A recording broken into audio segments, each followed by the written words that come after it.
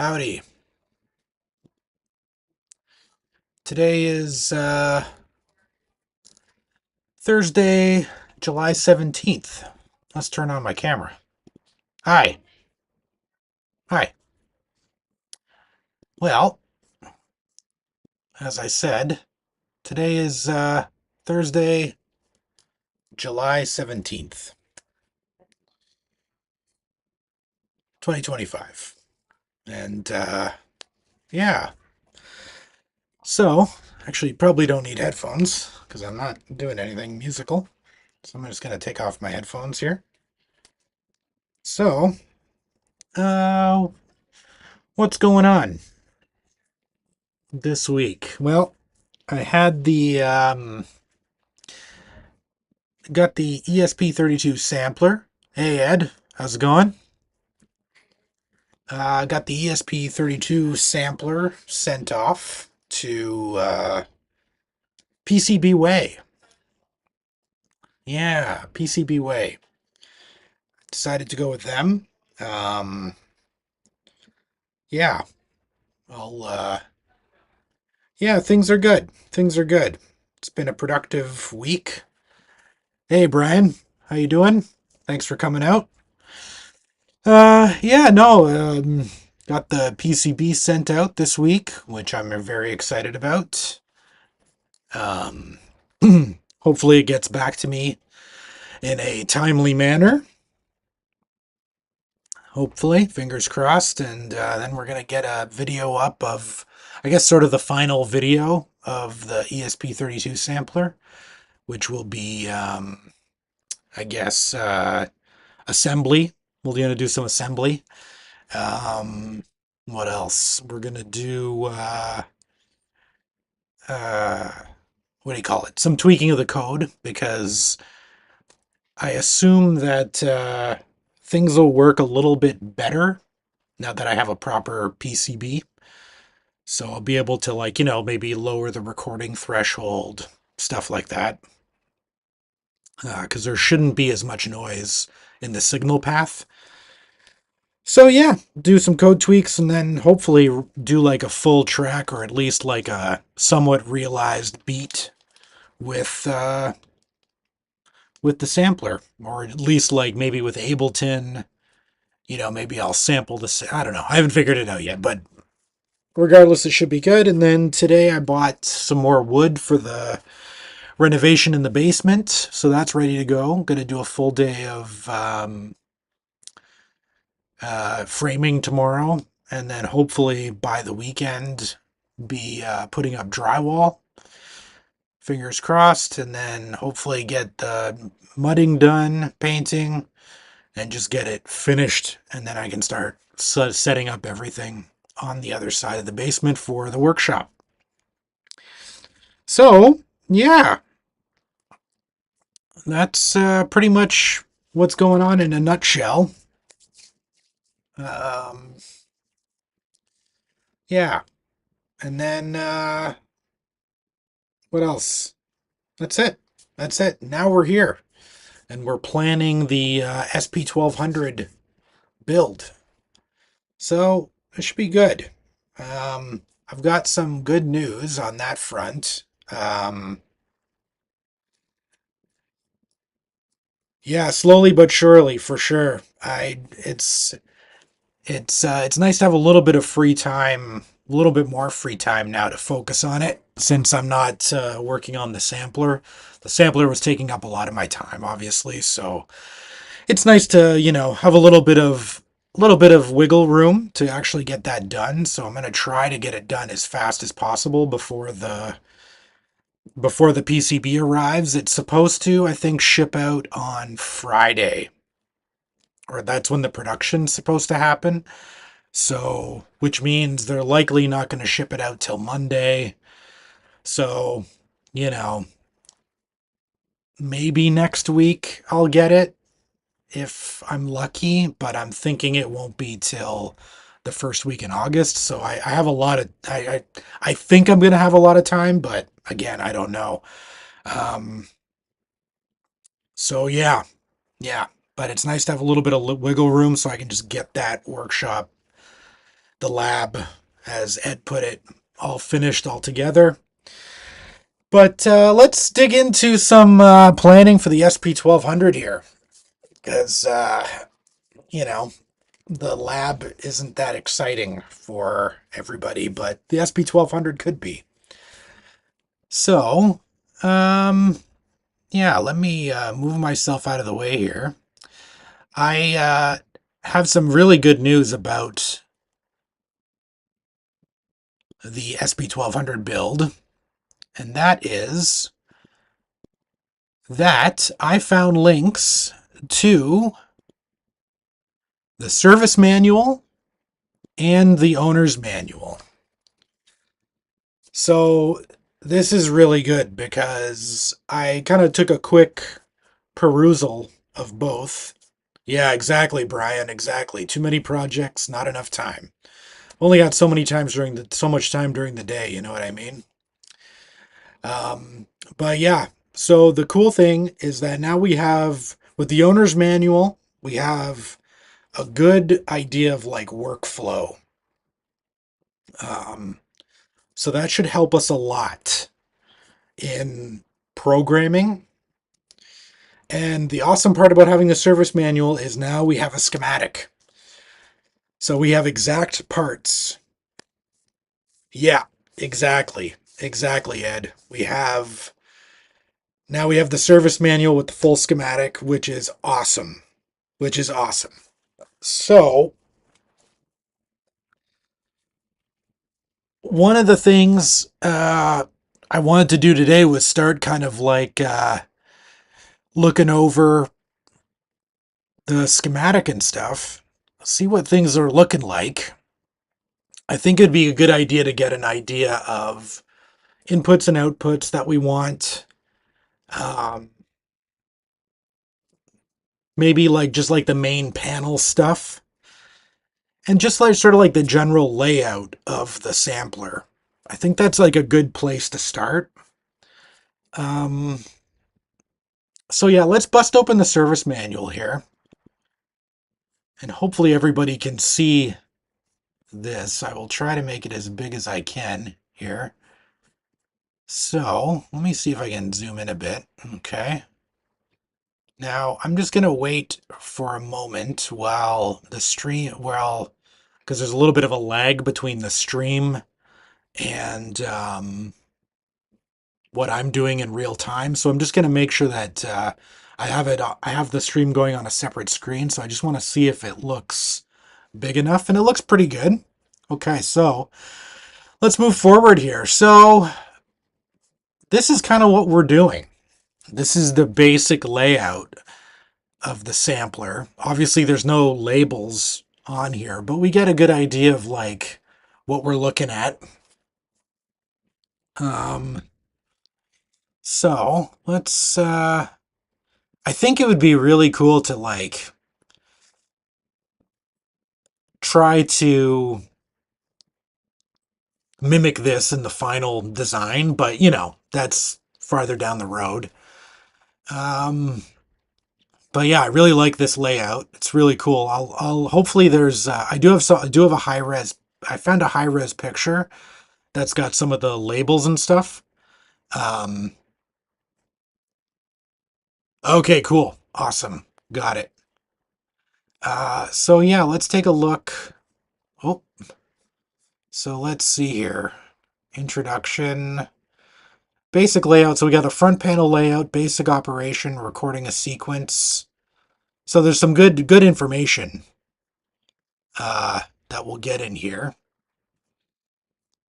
Let's just see what else. Basic operation. Okay, so, well, that's awkward. So it looks like we have a record slash edit button, run slash stop button, tap slash repeat. So I'm guessing there's some sort of tap tempo, I'm guessing. So that's good to know. Run slash stop, I'm guessing is, we'll have to take a look. We'll have to take a look. But maybe let's take a look here, see if there's a little bit more detail in terms of the front panel layout. Oh, here's the back panel. This is interesting. Let's take a look at this rear panel first, since it's laid out really nicely. Okay, so I'm just going to make a couple notes in my notebook. So we've got sample in, which I looked it up previously to starting the stream. It is a mono input.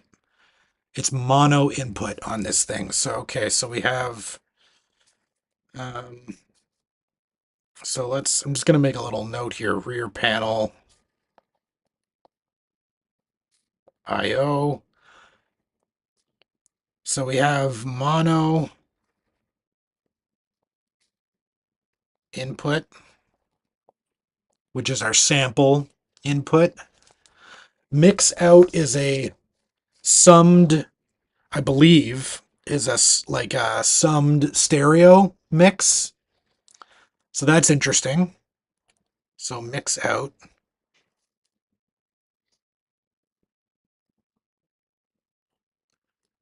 Or it might be monophonic. We should probably look that up, eh? If it's stereo or mono out of the mix out. So I'm just going to make a note there to check if the mix out is mono. And then we have all these channel outputs, which is really neat because then we could. It's great, right? Because then you can send the different sound banks through pedals or different effects units and stuff, like if you're doing a bass line or something or whatever. So we should probably do that. So we have 8 independent outputs. That's a lot of DAC. So we got to think about that. That's a lot of output. So we have channel outputs.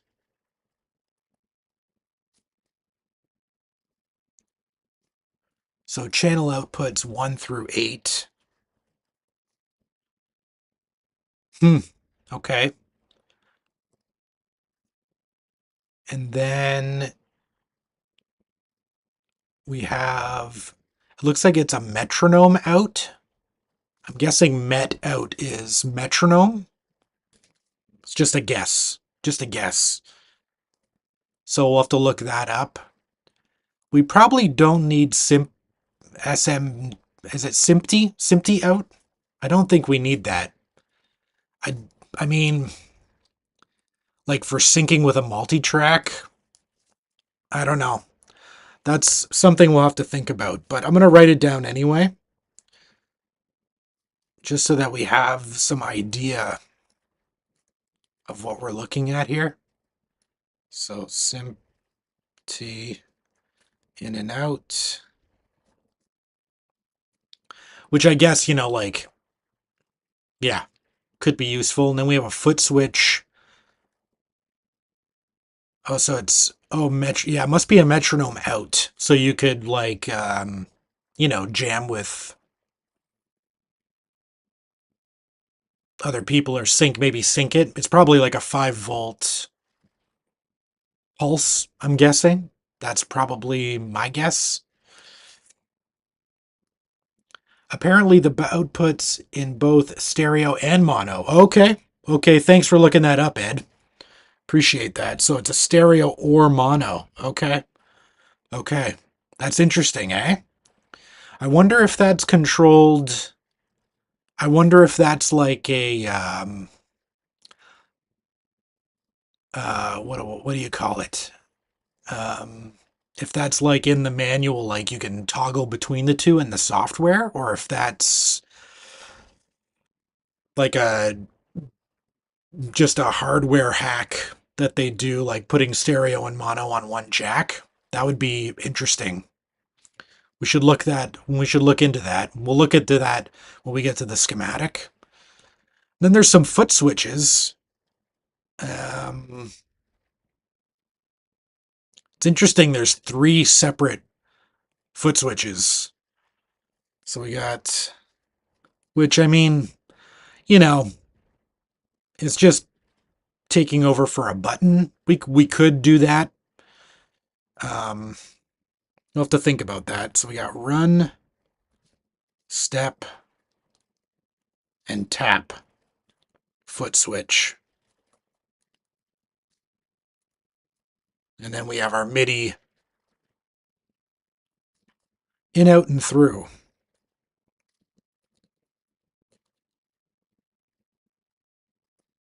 which is great. Very handy to have those ports as well for syncing.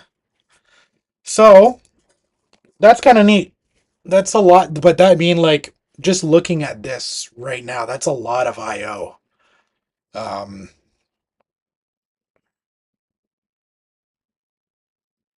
yeah, already. The top panel with controls has a button next to the faders, where a switch has an option between decay, mix, multi-mode. Maybe the mix switches. Yeah, it's possible. It's possible for sure. Um, okay. Let's you know what? Let's see if we can find um I want to find like um a photo. Let's find a photo of the front panel. I'm just gonna minimize here. So actually I think I found it on eBay. Look how much that guy's going for. Whew! Whew! Spicy. Okay. So let's take a look at this. Open image in new tab. We'll go full screen here. Okay. So this is kind of neat how they do the front panel. So let me just make some notes about the front panel. So front panel.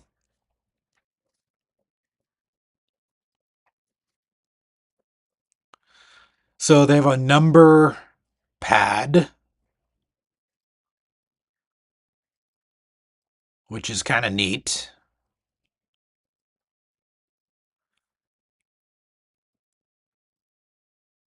I was looking into it before. There's one of those little 8-pin things like a shift register, but that could be economical pin usage. Right, right. Yeah. Well, we'll have to take a look at the schematic. Um, but yeah, we'll have to take a look at the schematic and see what they're doing. But because I would like to get an idea of how they pulled this off, because there's a lot of I/O on here. So one thing, we've got our we've got a screen. That looks like a 16 by 2 LCD. Obviously, we could probably do an OLED, which would be nice. Little bit more of like a modern touch. But I'm just going to make a note here. They have an LCD, a 16 by 2 LCD. It's kind of interesting that they use like the keypad for navigation on here. And for the settings, it's kind of neat. I like it. And because it saves kind of like remembering where stuff is in a menu. Um, but this is going to take a significant amount of I/O, isn't it? Because let's just count the buttons here, just for fun. We'll count buttons. 1, 2, 3, 4. That's the top row's 4.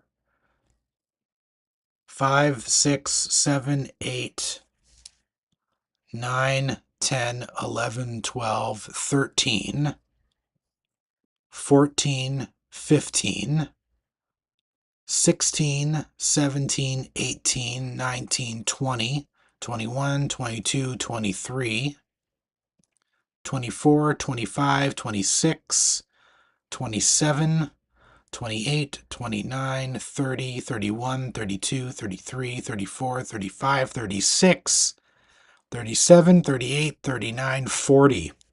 40 buttons.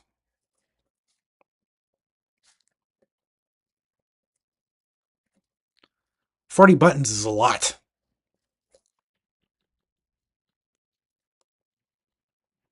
40 buttons.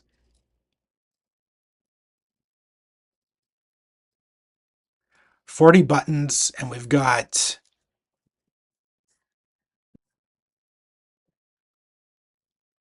8 faders and 3 pots. Yowza.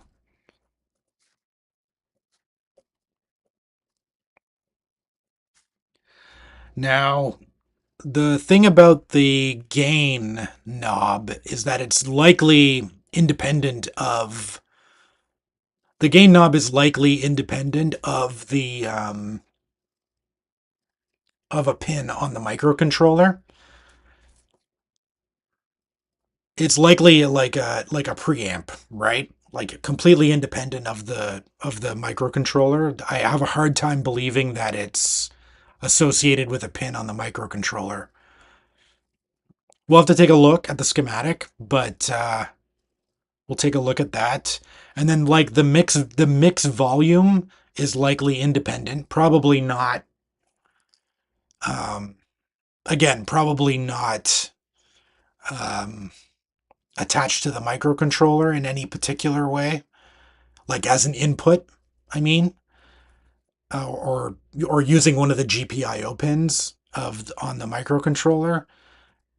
The metronome volume is likely the same thing. It depends how it works, right? We'll have to take a look at that. So that's a lot. That's a lot of I/O. We're gonna have to really think about this. Is there a headphone jack on this thing? Let's take a look at these pictures. It comes with all these discs.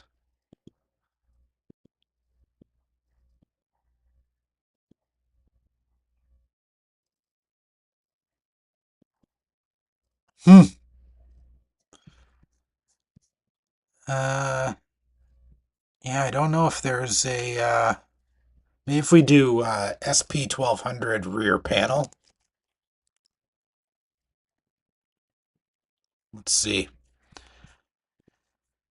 Here's the emu one. Emu.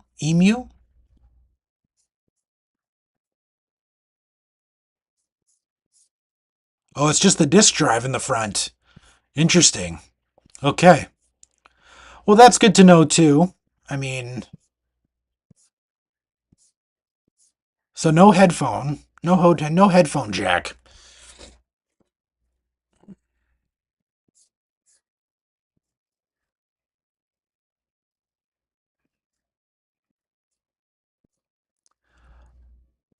Okay. Well,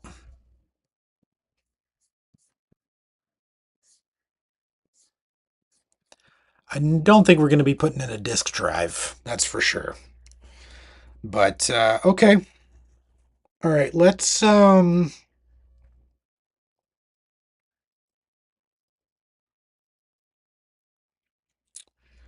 think about this. Um and there's all these LEDs too, right? Looks like there's an LED here. So 1, 2, 3, 4, 5, 6, 7, 8, 9, 10, 11, 12, 13, and it looks like there's LEDs over run and stop. So what did I say? I was at 13? 15 LEDs? Is that right? 1, 2, 3, 4, 5, 6, 7, 8, 9, 10, 11, 12, 13, 14, 15, 15 LEDs. Yowza.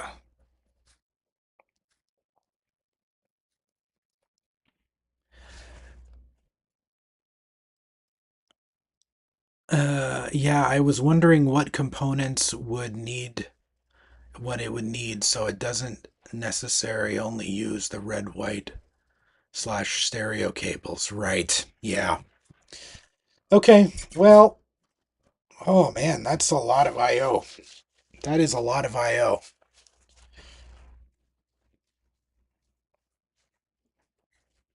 Hmm. Okay. Let's jump over to the schematic and start taking a look at what they're doing. Let's go back down here.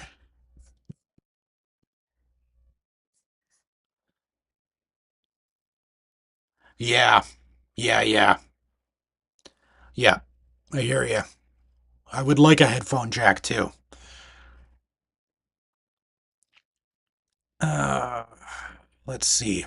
Okay, let's I know the schematic is on here. So MIDI implementation. This'll be useful when we get farther down the line when we're designing the firmware and stuff. Because if we're gonna mimic, we'll play around with that. Uh, let's see. Mechanical. This is just disassembly functional test. Excuse me. A shift register would be fine for non-timing critical functions. The 8 drum buttons would probably need their own pins. Yeah. And an analog multiplexer would give 16 analog inputs. Yeah, you're totally right, Brian. Um, it's going to be tricky. It's definitely going to be tricky getting all these onto. We're going to have to look into this. This is going to be tricky. Um, but good call. Definitely good call. Okay.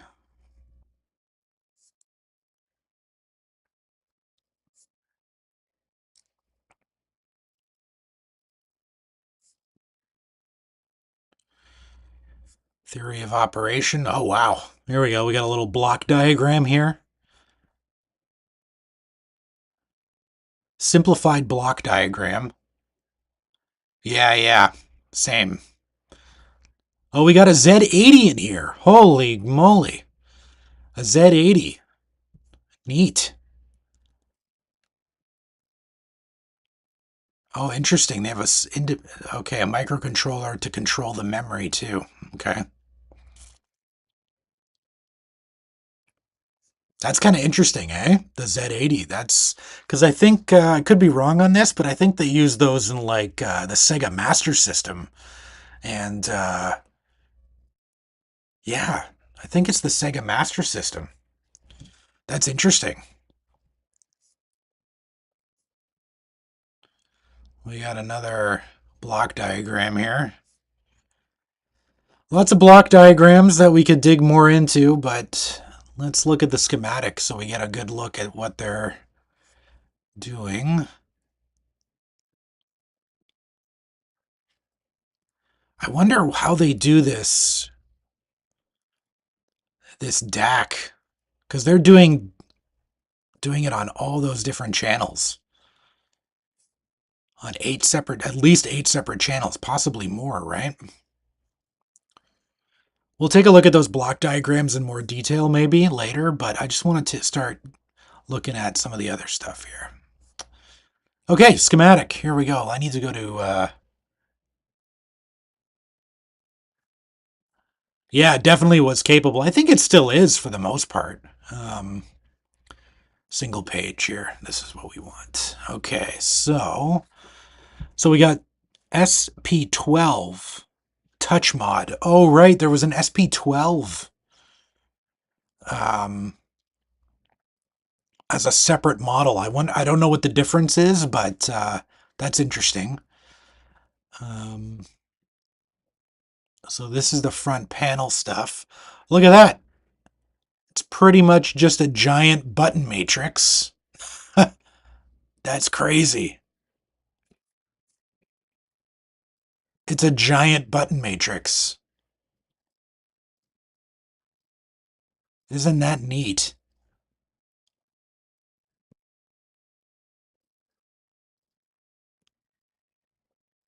Look at that, guys. That's pretty cool. So it's basically what I did on my sampler. That's really neat. It's like exactly what I did. That's crazy.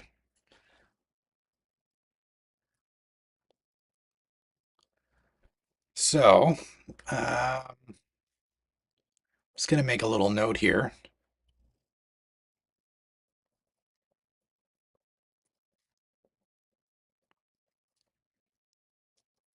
What page are we on? 68.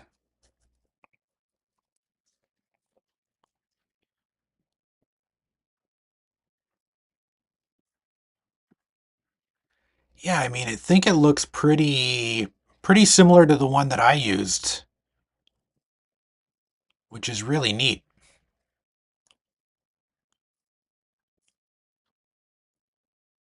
Okay. We've got 5 volts, which makes sense. The five volts is going to be powering most of the digital circuitry in here. So that makes sense. So, I mean, we probably want like an independent power supply in our case. So 7805 would probably be fine. Um, but yeah, that's good to know. So using 5-volt regulator. I guess we need to figure out what our current draw would be, but 7805 might be okay. Okay, then we have more front panel stuff. So here's all the LEDs. So, and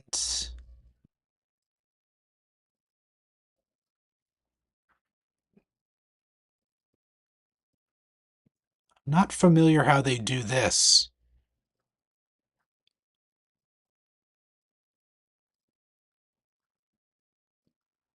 Okay, so there's our sliders. But this LED, it's like a VIO wire from piggyback. So we'll have to look where that goes at some point.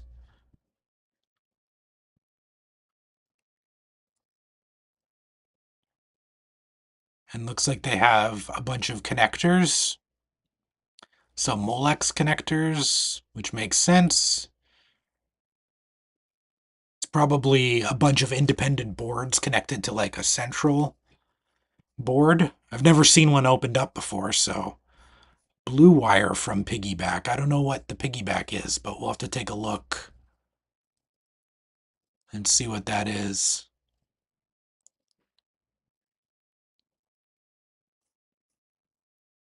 Okay,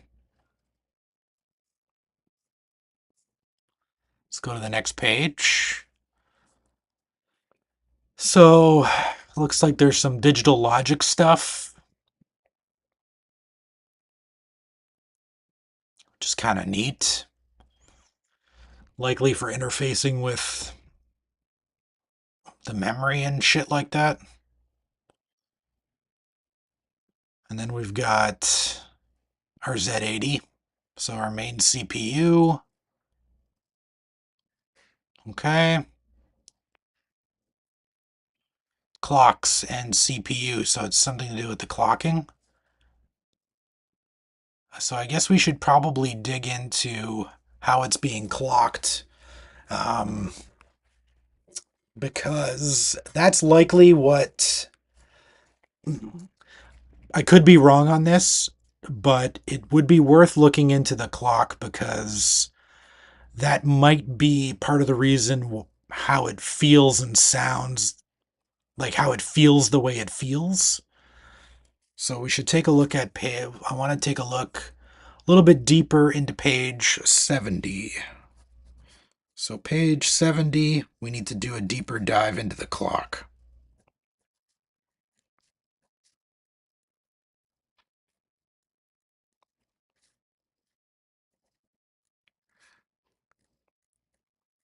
Now I don't know, we'll have to, like as I said, I need to do a deeper dive because I don't know if this clock is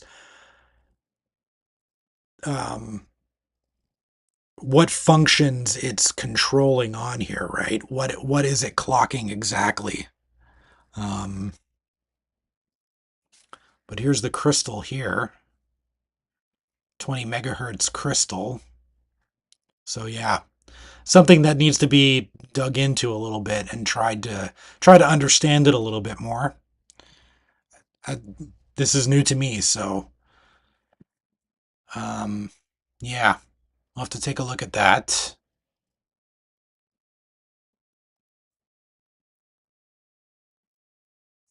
Okay, CTCSIO. I don't know what that is. Looks like there's another Z80 here. SIO, which has a whole bunch of other functions connected to it. Are they using multiple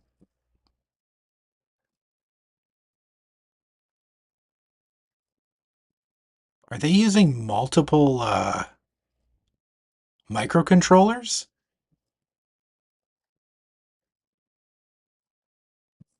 Like here's a bunch of digital I/O, right?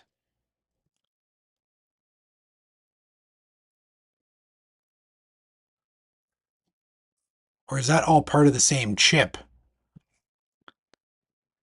So here's our pins: 13, 9, 17, blah blah blah blah blah, 25, yada yada yada. Bunch of analog pins.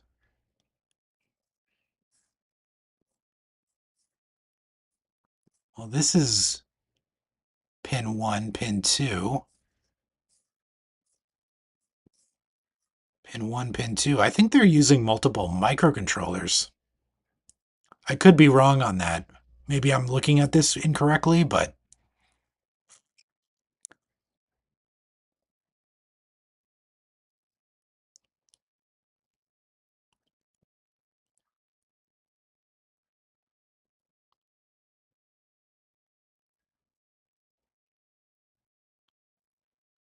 CTC. I need to figure out what those are. So this is some sort of clocking function here, right? Because this is the SIMT out.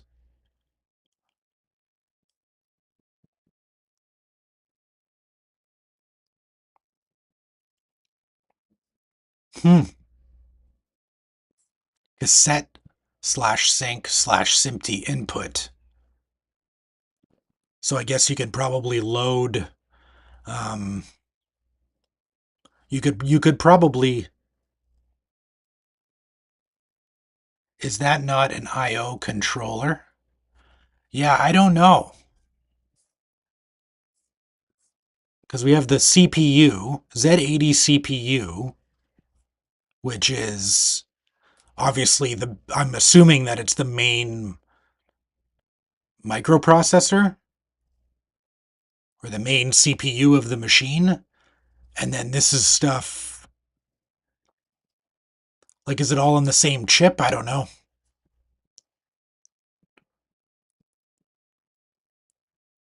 Interesting. Well, we definitely have to look into this. I'll have to do a little bit more research. As I said, like this stuff is all new to me, so I'm not familiar with the unit. So, like in terms of the internal working of it. Okay. So we need to look in, I need to do a little bit more hardcore reading. So what page are we on? 71?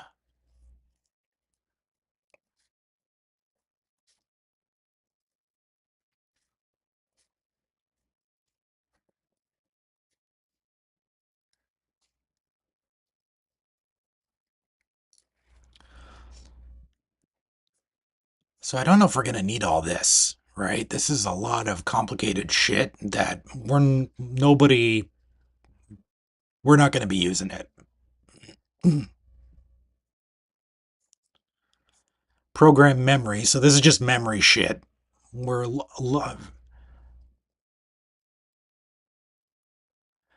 did it say asynchronous input output? It said SIO. SIO. Um, is that serial input output?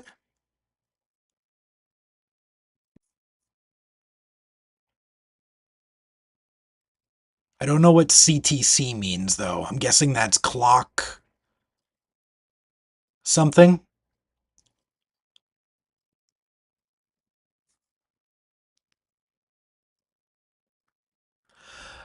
You know, what I was thinking, Brian, and I could be wrong on this. You let me know what you think.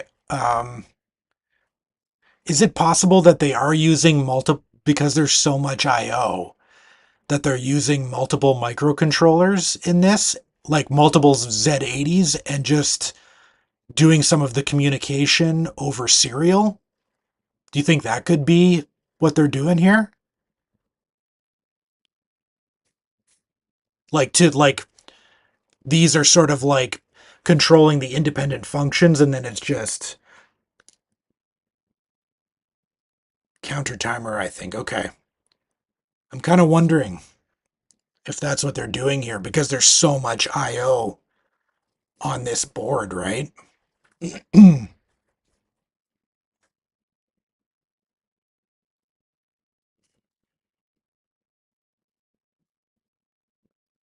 I'll definitely look into this though. Looks like there's like SIO. They're definitely sending it somewhere.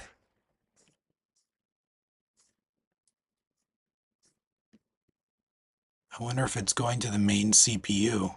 If this is even the main CPU, I don't even know. It says it is, but excuse me.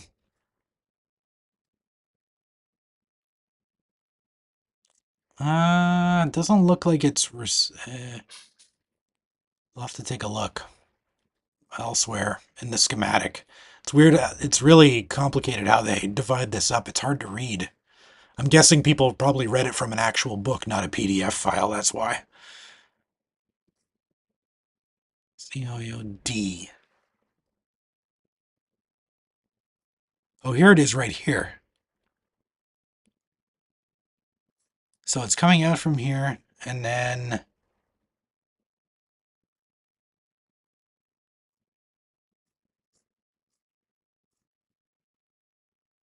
hmm, and then there's these main digital.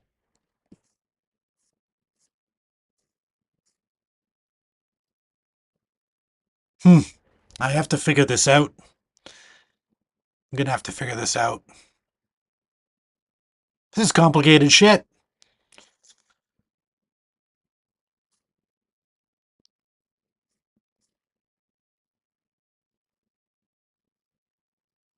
Okay.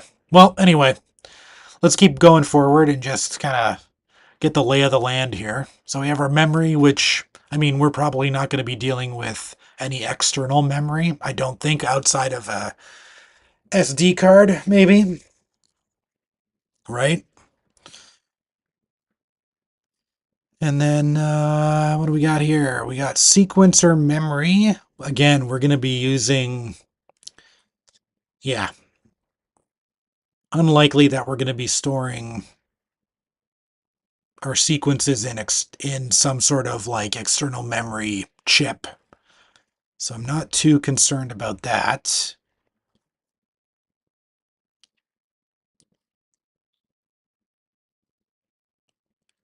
So here,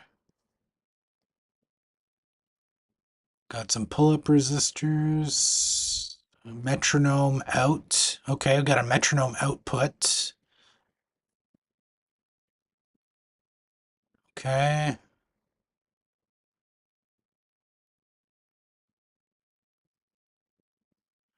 Some more digital logic stuff. Some of our inputs here.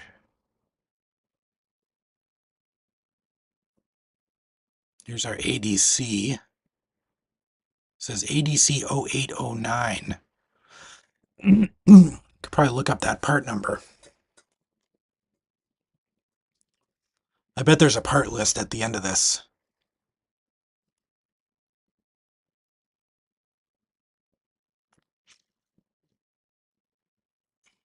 Slider, main PB, and slider interface. Okay.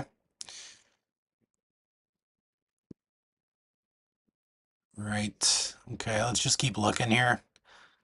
See if anything jumps out at us. Okay.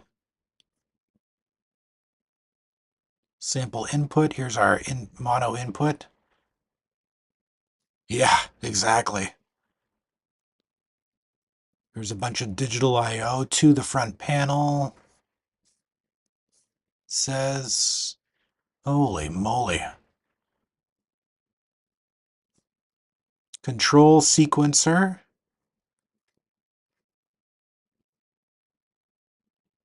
Holy crap.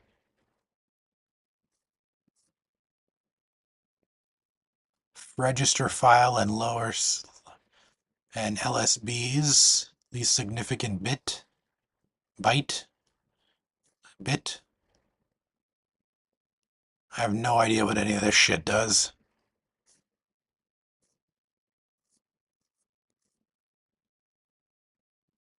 Register file and most significant bit.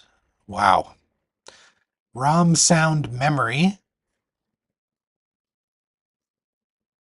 Holy crap.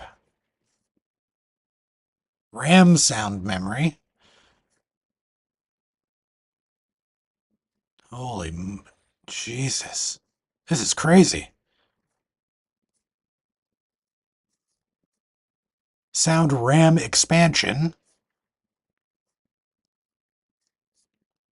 We're not doing all this. This is nuts. This is crazy. And then, okay. Input DAC. Or, sorry, input ADC. Sorry.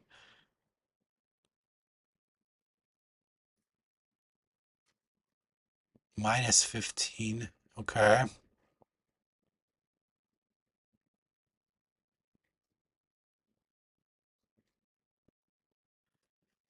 Holy shitballs. This is crazy.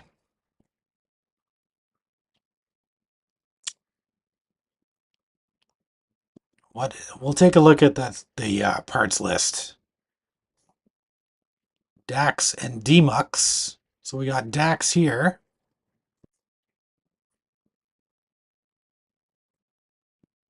One, two.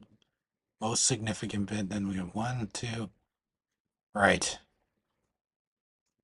Okay.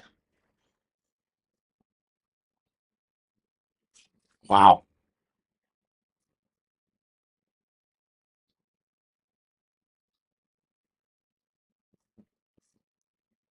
This is wild. Dynamic filters. Okay.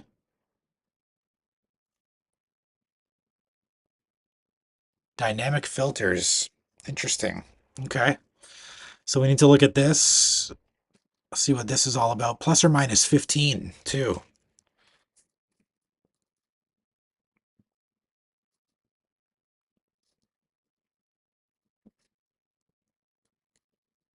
It's good to know. It's just for the, I'm sure it's just for the op amps and stuff. I think I'm going to have to, yeah, exactly. That's right, Brian. I think you're right. Um, I think what we need to be concerned about is the, um, getting all that I/O and getting the output signal chain of all the, of all the DACs and stuff. And yeah, that's going to be the big part of it, I think. I think most of, like what you said, a lot of the digital logic stuff is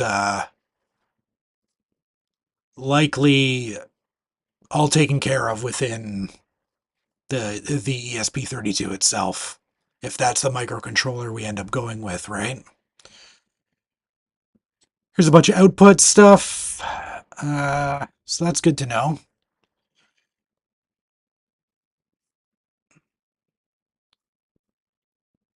We'll take a look at these in more detail later.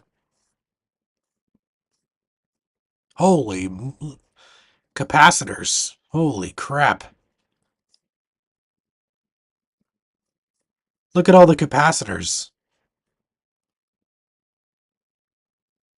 They must have used arrays, capacitor arrays for that. They had to have.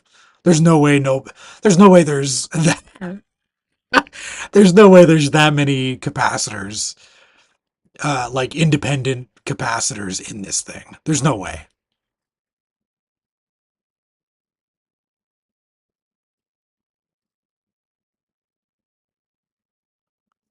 You gotta, yeah.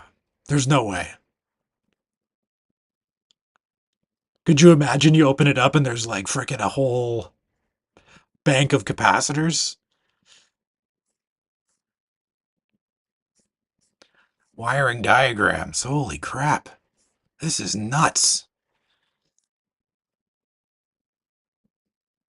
Chassis wiring. Okay. Right. Transformer. Blah, blah, blah, blah, blah, blah, blah. We'll probably use like a DC adapter. Parts list. Okay, parts list. Let's go. Main board. Ordering parts. Bunch of capacitors. Got a 1/4 inch mono jack. 8 of them.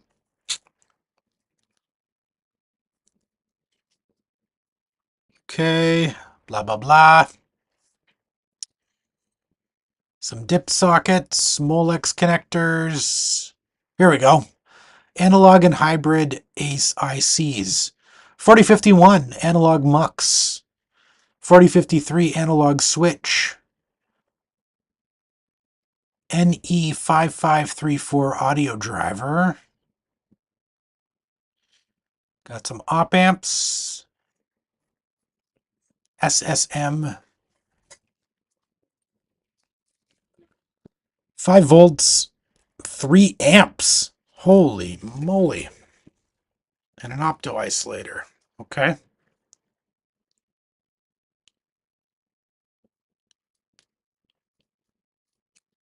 Here we've got our DAC here. 7523M DAC.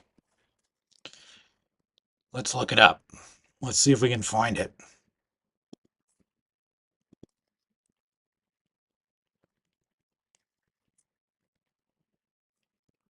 Boom. MX 75. So it's an analog device. Analog devices. Let's take a look. The data sheet.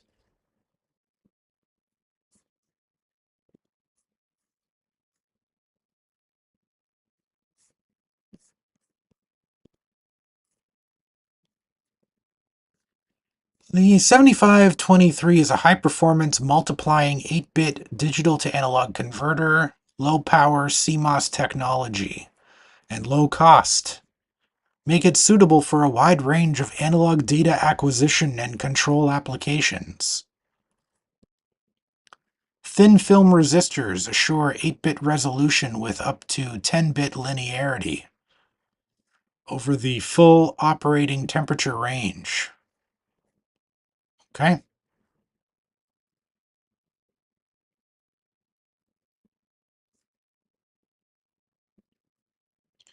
So there's that's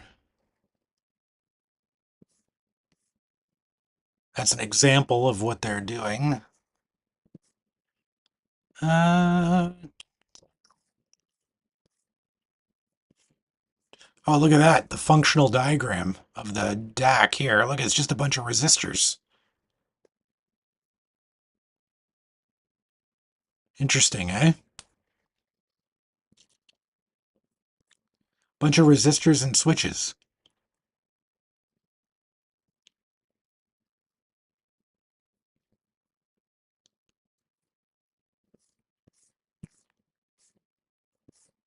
So what's the electrical characteristics? Where's our supply range? Minimum 5 volts, maximum 16 volts. Okay. Let's take a look at I think there was another deck. 7541.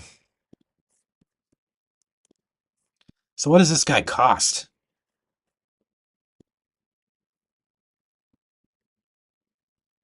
$18.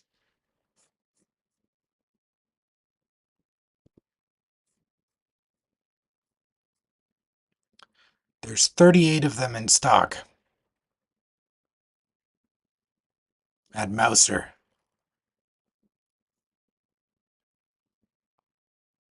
$18. Yikes.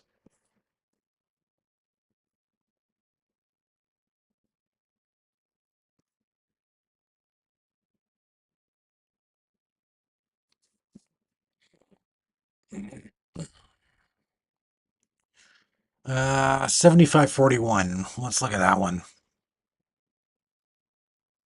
I wonder why they're different. Maybe one. Oh, this one's 12-bit. 7541 is 12-bit. I see. Let's look up the 7541. $16. Wait a second. We want to search.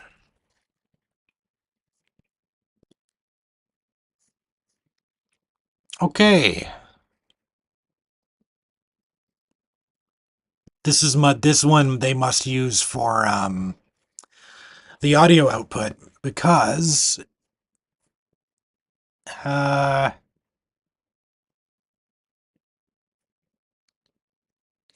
yeah, because it goes to 12, it's 12-bit, right? I think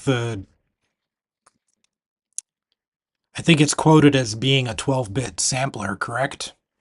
I think 12-bit output, maybe. I'll have to look into that again. I think I'm gonna have to print out the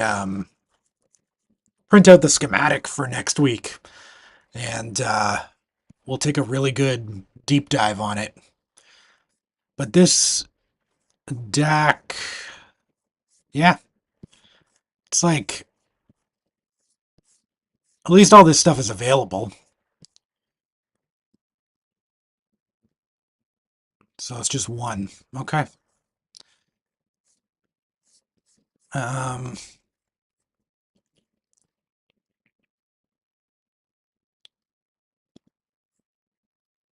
$41 for this one. It's a different package though.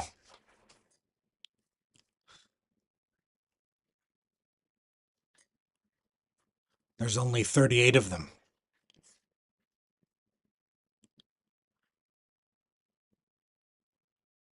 I would be tempted.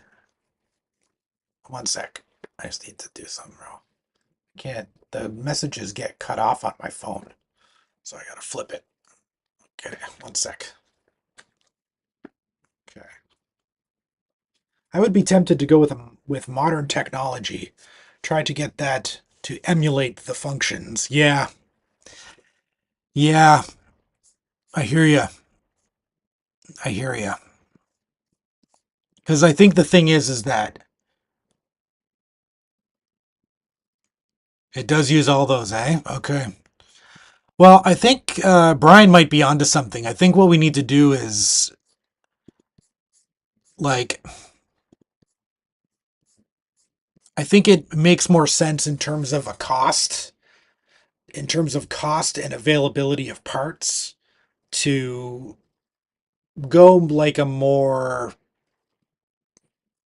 try to do a little bit more of like a modern approach um, to the to everything. Um,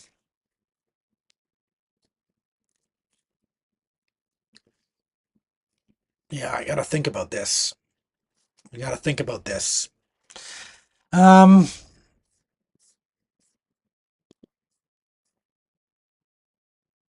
because the thing is, I want all of these parts and stuff to be available for everybody.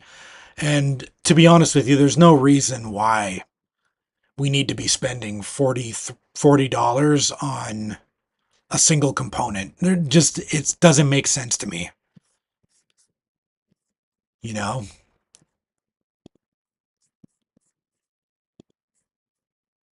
Hmm.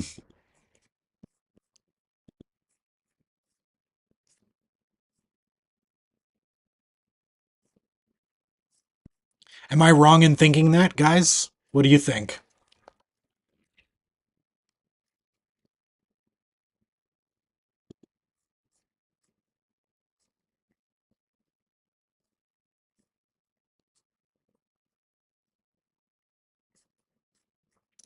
It is interesting though that it's interesting how these DACs are how they operate though. It's just resistors and some switches. That's really neat.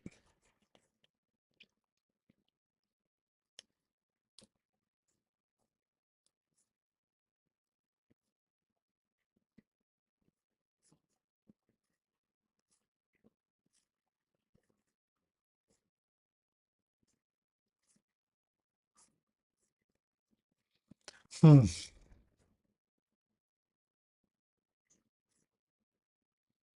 Okay.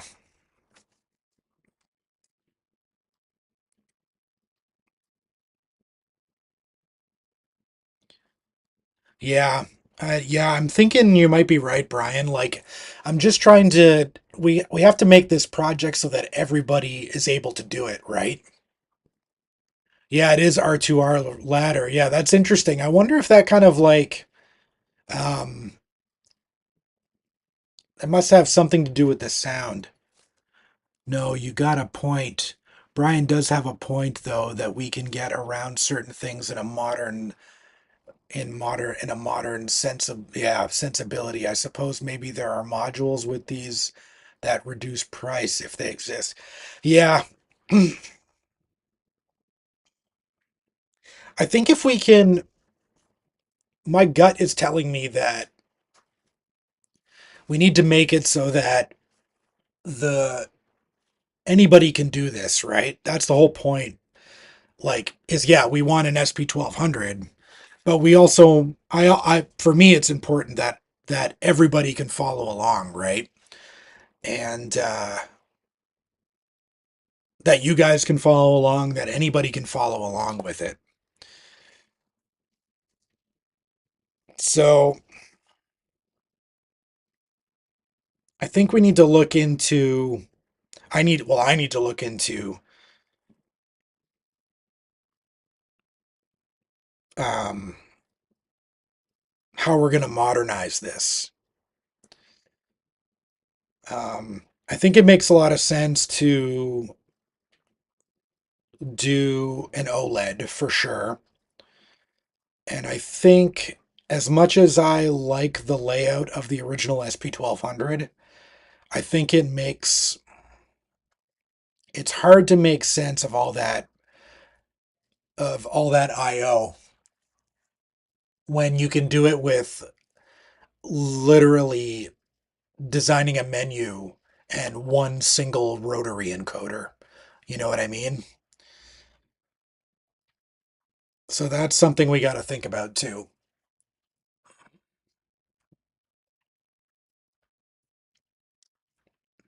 Hmm. Hmm.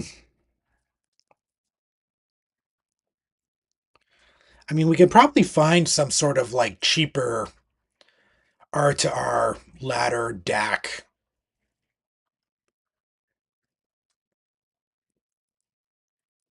Hmm. I have to think about this, guys. We're gonna have to think about this because I think the circuitry on the input side we can do because it's just op amps. It's just op amps. It's nothing fancy. You know, the output stuff again, the output signal path I think we can handle. A little bit of circuitry there is not going to hurt anybody. But yeah, it's some of this other stuff we really gotta, yeah, we really gotta think about this. Hmm.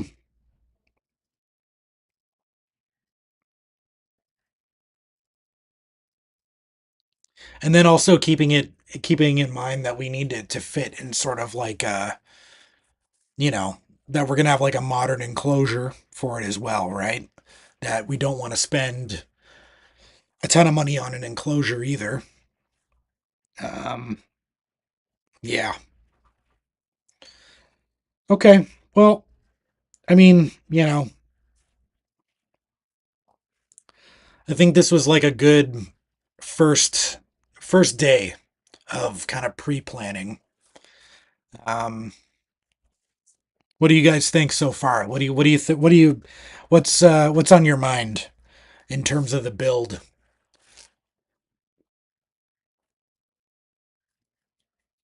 Right. Yeah, yeah, yeah. And you used right, and you used the ESP32S3, right, Brian?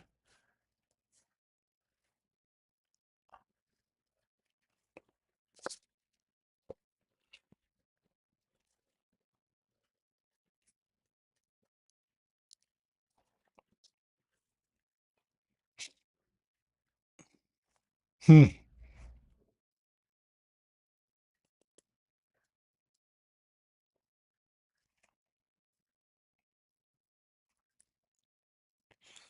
So we're gonna need to, yeah, yeah, yeah. Okay, okay, cool. Well, yeah, I got some thinking to do. I got some thinking to do.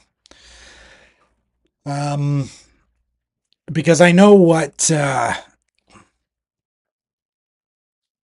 that there are going to be some people that want like a more true kind of build on it. Yeah, yeah. Got to do some research on our main microcontroller. Um, yeah, we need to figure this out.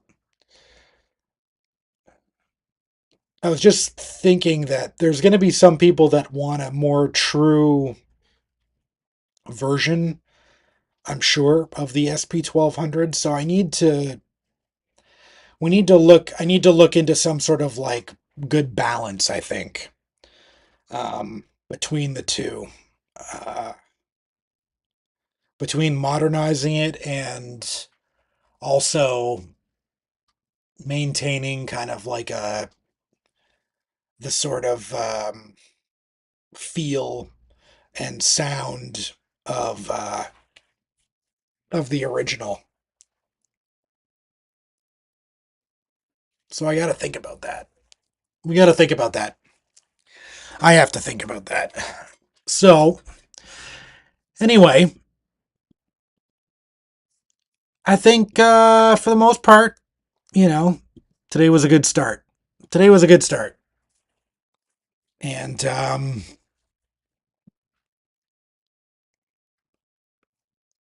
gonna do some more research on this afternoon. Try to get something going, and then yeah, I'm gonna make maybe a document that I can share next time um, with sort of my notes and stuff that I've made so far. And I'll just share it as like a PDF file or something on my Google Drive or something like that. And then you guys can take a look at it, or I'll share it as like a YouTube post.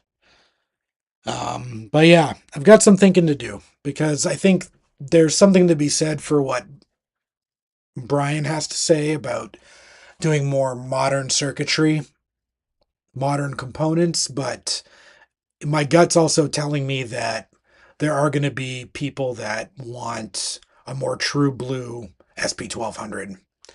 So I need to find some sort of balance between the two. And part of that is going to be, yeah, yeah. Part of that's going to be taking a look at the schematic a little bit deeper, a little bit more deeper look at the service manual and stuff, and try to make some connections exactly what they're doing. And so, yeah. Anyway, yeah, I think I'm going to call it here for the day. I got to go have some lunch because I'm hungry. Anyway, thank you everybody who showed up today. Really appreciate it. Um, this was just the start of a much longer process, obviously, and yeah, we'll dig a little bit deeper next week when I get a little bit more time to really cuddle up with the service manual and the manual, and and to kind of digest everything that we've kind of got so far. Okay, sounds good. Yeah, let me know how that goes, Brian. That sounds great. I would love to hear what you uh, how it sounds when you're reducing that. That would be really cool. Definitely keep me in the loop. Um, because yeah, there's a real I really hear what you're saying on the modern side of it. So anyway, thanks again everyone for showing up, and I will. What's coming up this week? Actually, let's just do a quick rundown. I got a beat making live stream on Saturday night again. Not sure what I'm gonna do yet, but if you have time, if you're around, feel free to show up for that. Just gonna be making some more beats. Then probably Sunday we'll have a full on another video being posted for the workshop reno, and then hopefully have some updates at some point during the weekend in terms of where the board is in transit from China. And yeah, that's about it. So thanks again, guys, and I will see you next week, or I'll see you possibly Saturday, or not. But if not, have a good rest of your week, and I'll talk to you soon.